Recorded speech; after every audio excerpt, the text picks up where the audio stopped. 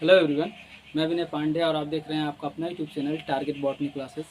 कैसे हैं आप लोग? आई होप आप सब ठीक ही होंगे और मज़े में होंगे और उम्मीद है आप लोग अच्छे से पढ़ाई कर रहे होंगे। तो हम लोग पिछले लेक्चर में Monera, protista, Plantae, fungi, Animalia और एडवांटेज ऑफ 5 किंगडम क्लासिफिकेशन और डिमेरिट ऑफ 5 किंगडम क्लासिफिकेशन, इतना जो है हम लोग पिछले लेक्चर में देख चुके हैं।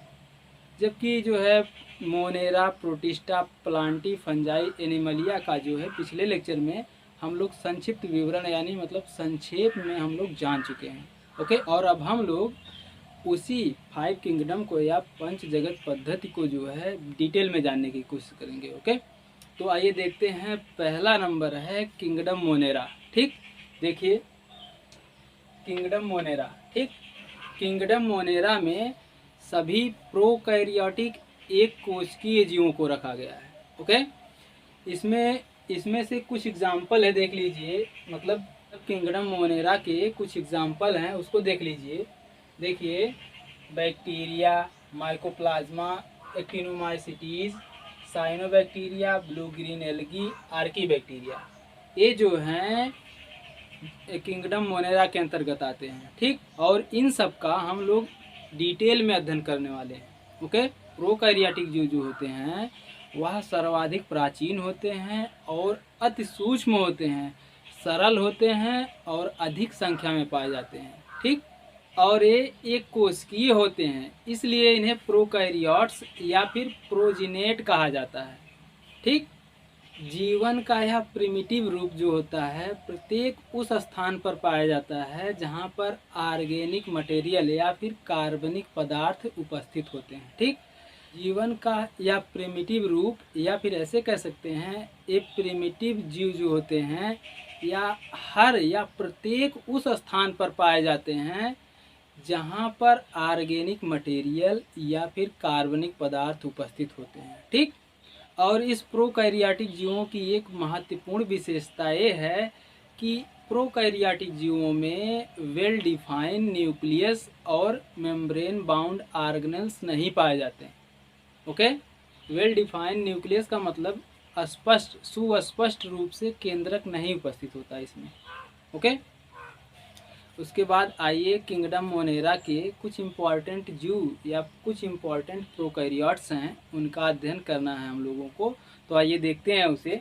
देखिए, सबसे पहला आता है बैक्टीरिया। ठीक, देखिए नंबर 1 है बैक्टीरिया। बैक्टीरिया शब्द जो है सत्य बैक्टीरिया या फिर यू बैक्टीरिया के लिए प्रयोग किया जाता है। ओके, और बैक्टीरिया शब्द जो है ग्रीक वर्ड बैक्टीरियन से बना है, जिसका अर्थ होता है छोटी छड़। ओके, पहले बैक्टीरिया को पादप जगत के अंतर्गत रखा जाता था, लेकिन जब बैक्टीरिया का विस्तृत अध्ययन किया गया तो इसे पादप जगत से हटा दिया गया। जब बैक्टीरिया का अध्ययन किया गया तब यह पता चला कि जो है ये पौधे या प्लांट से डिफरेंट हैं, भिन्न हैं, तब इन्हें अलग कैटेगरी मोनेरा में रखा गया। ओके, तो आइए देखते हैं बैक्टीरिया और प्लांट में क्या डिफरेंट होता है। ओके, देखिए, पौधे की कोशिका भित्ति और बैक्टीरिया की कोशिका भित्ति का रासायनिक संगठन जो होता है वह एक समान नहीं होता है, भिन्न भिन्न होता है। ओके, प्लांट सेल वॉल जो होता है सेलुलोज और पेक्टिन से मिलकर के प्लांट सेल वॉल का निर्माण होता है। ओके, देखिए, सेलुलोज प्लस पेक्टिन बराबर plant cell wall. Plant cell wall जो होते हैं सेलुलोज और पेक्टिन से मिलकर बने होते हैं, जबकि बैक्टीरियल सेल वॉल जो होता है वह पेप्टिडोग्लाइकान का बना होता है। ओके, यहाँ पर देखिए पेप्टिडोग्लाइकान बराबर बैक्टीरियल सेल वॉल। ठीक, कंफ्यूज मत होना, समझ लीजिएगा, मतलब शॉर्ट फॉर्म में लिखे हैं। तो मेरा कहने का मतलब है कि पेप्टिडोग्लाइकान से बैक्टीरियल सेल वॉल बनता है, बैक्टीरियल सेल वॉल का निर्माण होता है। ओके, उसके बाद फिर देखिए आगे, फोटोसिंथेटिक बैक्टीरिया की कोशिका में बैक्टीरियो क्लोरोफिल पाया जाता है। ठीक, फोटोसिंथेटिक बैक्टीरिया की कोशिका में बैक्टीरियो क्लोरोफिल पाया जाता है। ओके। जबकि फोटोसिंथेटिक प्लांट की कोशिका में क्लोरोफिल ए पाया जाता है। ओके। उसके बाद फिर आगे देखिए, प्रिमिटिव कोशिका संरचना के कारण बैक्टीरिया को मोनेरा जगत या प्रोकैरियोट्स के अंतर्गत रखा गया है। ओके। बैक्टीरिया की कोशिका संरचना जो होती है वो बहुत प्राचीन होती है या प्रिमिटिव होती है, इसीलिए इनको किंगडम मोनेरा या फिर प्रोकैरियोट्स के अंतर्गत रखा गया। ओके। उसके बाद देखिए डिस्कवरी यानी खोज, बैक्टीरिया की खोज। एंटोनी वॉन ल्यूइनवेनहॉक ने 1975 ईस्वी में अपने दांत के खुरचन यानी अपने दांत के मैल में बैक्टीरिया को देखा और उन्हें एनिमालिक्यूल नाम दिया। उसके बाद एरनबर्ग 1838 ईस्वी में बैक्टीरिया नाम दिया। एंटोनी वॉन ल्यूइनवेनहॉक ने उस अपने दांत के मैल में जिस बैक्टीरिया को देखा उन्होंने एनिमालिक्यूल नाम दिया और बैक्टीरिया नाम जो है एरनबर्ग 1838 ईस्वी में दिए। ओके। और बैक्टीरिया का विस्तृत अध्ययन लुई पास्चर ने किया। ओके। तो अगर क्वेश्चन उठे कि फादर ऑफ बैक्टीरियोलॉजी, हाँ एक बात और, बैक्टीरियोलॉजी जो होता है, बैक्टीरियोलॉजी के अंतर्गत बैक्टीरिया का अध्ययन किया जाता है। ओके। विज्ञान की वह शाखा जिसके अंतर्गत बैक्टीरिया का अध्ययन किया जाता है या जीवाणुओं का अध्ययन किया जाता है उसे बैक्टीरियोलॉजी कहते हैं। ठीक। अगर कोई पूछे आपसे कि फादर ऑफ बैक्टीरियोलॉजी यानी जीवाणु विज्ञान का पिता किसे कहा जाता है, तो एंटोनी वॉन ल्यूइनवेनहॉक। ओके। और कोई पूछे कि बैक्टीरिया नाम किसने दिया, तो एरनबर्ग ने दिया। ओके। और कोई पूछे कि फादर ऑफ माइक्रोबायोलॉजी, सूक्ष्म जैविकी के पिता कौन है, तो लुई पास्चर। ओके। और father of modern bacteriology Robert Koch. Okay. तो यहाँ तक आपको समझ में आ गया होगा और उम्मीद है कि याद भी हो गया होगा, क्योंकि आपको इसी टाइम मतलब लेक्चर को देखते देखते जो है आपको याद कर लेना है, बाद के लिए कुछ नहीं छोड़ना है। यहाँ पर आप वीडियो देखते रहिए, नोट करते रहिए और तुरंत याद भी कर लीजिए। ओके। बाद के लिए कुछ मत छोड़िए। ओके। उसके बाद देखिए, इसके बाद आता है अकरेंस, यानी बैक्टीरिया जो है कहाँ कहाँ किस किस स्थान पर पाए जा सकते हैं। ओके। बैक्टीरिया जो होते हैं, सबसे पहले हम आपको बता दें कि ये सर्वव्यापी होते हैं। कि बैक्टीरिया जो होते हैं वह सर्वव्यापी होते हैं, यानी बैक्टीरिया सब जगह पाए जाते हैं। बैक्टीरिया जो होते हैं जल में, मिट्टी में, हवा में और जीवधारियों के शरीर के अंदर, जीवधारियों के शरीर पर, भोज्य पदार्थों में और वेस्ट फूड मटेरियल आदि में पाए जाते हैं। ओके। कुछ बैक्टीरिया जो होते हैं वो साइक्रोफिलिक होते हैं, यानी शीतरागी होते हैं। ऐसे बैक्टीरिया जो अधिकतम ठंड में या फिर अधिक कम टेम्परेचर पर भी जीवित रह सकते हैं, उन्हें साइक्रोफिलिक या फिर शीतरागी बैक्टीरिया कहते हैं। ओके। देखिए यहाँ पर, देखिए यही है, कुछ बैक्टीरिया शीतरागी यानी साइक्रोफिलिक होते हैं जो -190 डिग्री तापमान पर भी जीवित रहते हैं। ओके। ऐसे बैक्टीरिया को साइक्रोफिलिक बैक्टीरिया कहते हैं। ठीक है। उसके बाद फिर देखिए, और कुछ बैक्टीरिया होते हैं जो थर्मोफिलिक होते हैं, मतलब अधिक टेम्परेचर पर भी वो सरवाइव कर सकते हैं। ऐसे बैक्टीरिया जो अधिक टेम्परेचर पर भी सरवाइव कर सकते हैं या फिर जिंदा रह सकते हैं, उन्हें थर्मोफिलिक बैक्टीरिया कहते हैं। ठीक। सीधे सीधे कह दें कि कुछ ऐसे बैक्टीरिया होते हैं जो अधिक टेम्परेचर या फिर अधिक तापमान पर भी जीवित रहते हैं, उन्हें थर्मोफिलिक बैक्टीरिया कहते हैं। ओके। यहाँ पर देख सकते हैं 98 डिग्री सेल्सियस तापमान पर भी कुछ ऐसे बैक्टीरिया होते हैं जो जीवित रहते हैं। ओके, उसके बाद फिर आता है स्ट्रक्चर, संरचना। बैक्टीरिया जो होते हैं अत्यंत सूक्ष्म होते हैं। ठीक, देखिए देखिए बैक्टीरिया की लंबाई जो होती है 3.0 से 5.0 यम म्यू यम। म्यू का मतलब आप जानते हैं, फिजिक्स में पढ़े होंगे। ठीक, म्यू का मतलब माइक्रोन और यम का मतलब मीटर। ठीक, तो यहाँ माइक्रोन नहीं होगा, माइक्रोमीटर होगा। ठीक, बैक्टीरिया की लंबाई 3.0 से 5.0 माइक्रोमीटर होती है। ओके, उसके बाद बैक्टीरिया का व्यास जो होता है लगभग 0.2 से 1.5 माइक्रोन तक होता है। ओके, उसके बाद कुछ बैक्टीरिया की लंबाई जो होती है 60 माइक्रोन तक होती है।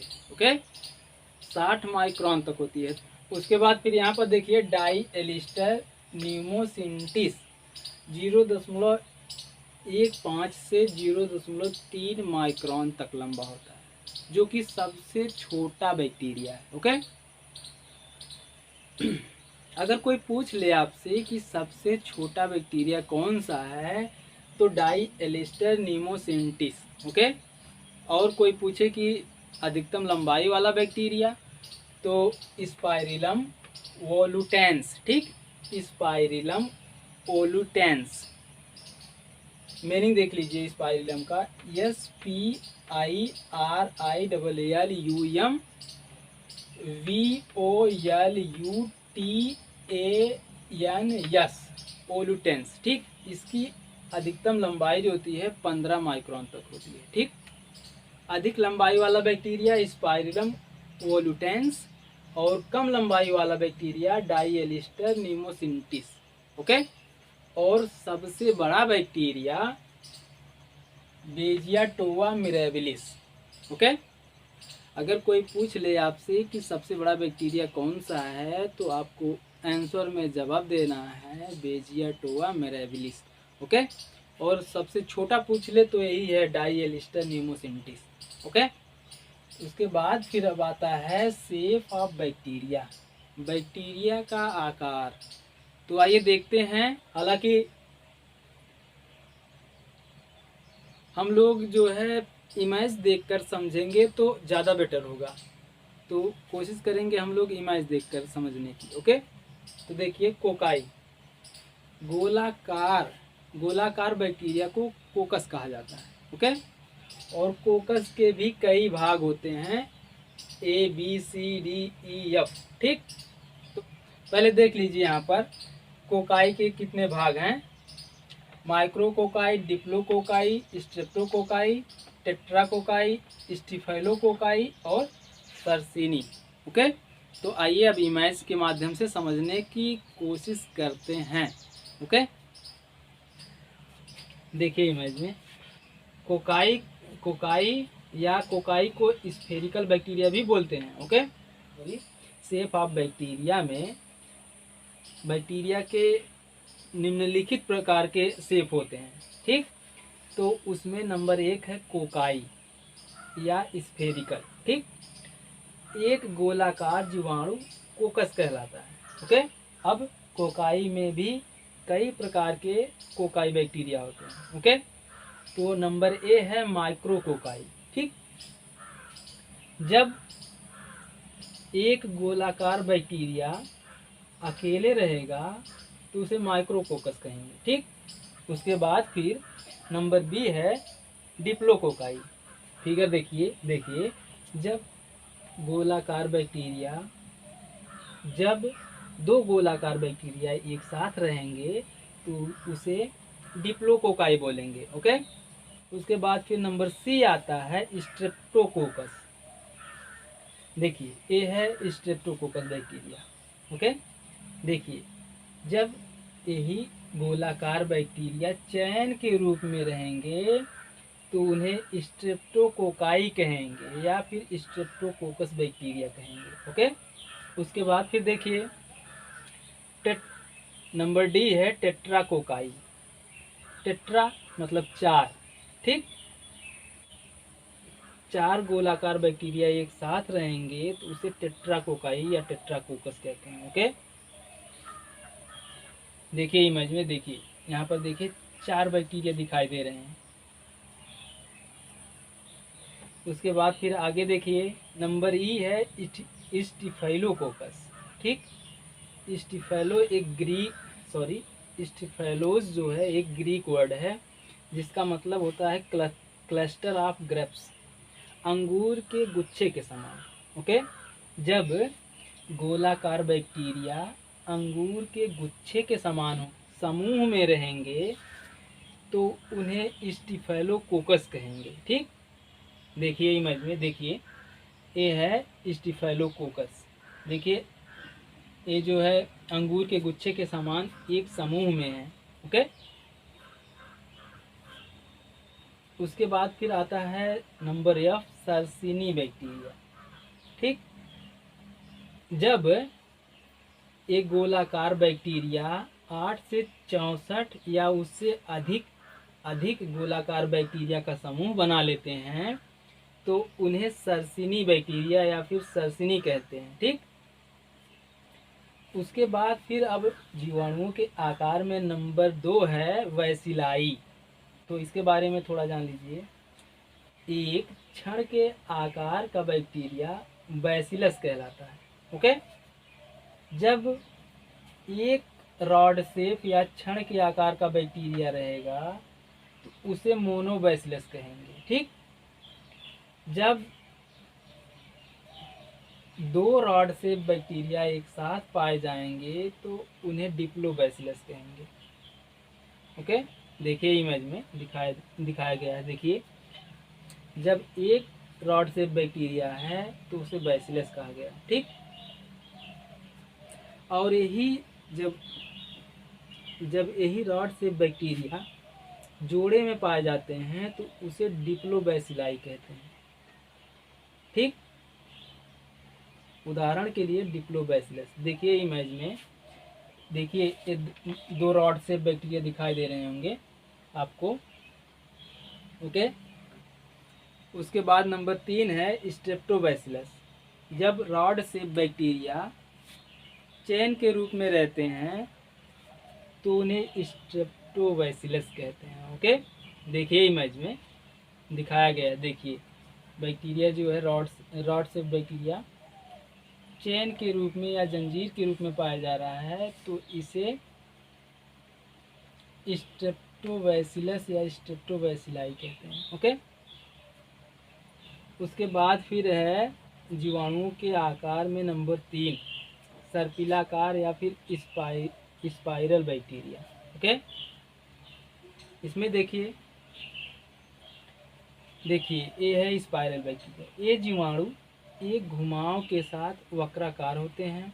घुमाव के आधार पर सर्पिलाकार जीवाणु 2 प्रकार के होते हैं। ठीक, सर्पिलाकार जीवाणु या फिर स्पाइरल बैक्टीरिया 2 प्रकार के होते हैं। नंबर 1 है वाइब्रियो, ऐसे जीवाणु जिनमें घुमाव एक संपूर्ण चक्र से कम हो वाइब्रियो कहलाते हैं। ठीक, इनका आकार सामान्यतः कॉमा के समान होता है। ओके, देखिए इमेज में, देखिए ये बैक्टीरिया जो है वाइब्रियो बैक्टीरिया कहलाता है। ओके, ये बैक्टीरिया कॉमा के आकार का होता है। ओके, उसके बाद फिर है स्पाइरिलम। नंबर बी है स्पाइरिलम, जीवाणुओं की कुंडलित अवस्था जो एक चक्र से अधिक घुमाव दर्शाती है स्पाइरिला कहलाती है। ओके, देखिए इमेज में, देखिए ये है स्पाइरिलम बैक्टीरिया। ओके ओके, आज के लिए बस इतना ही। मिलते हैं नेक्स्ट वीडियो में, तब तक के लिए जय हिंद, टेक केयर, गुड बाय।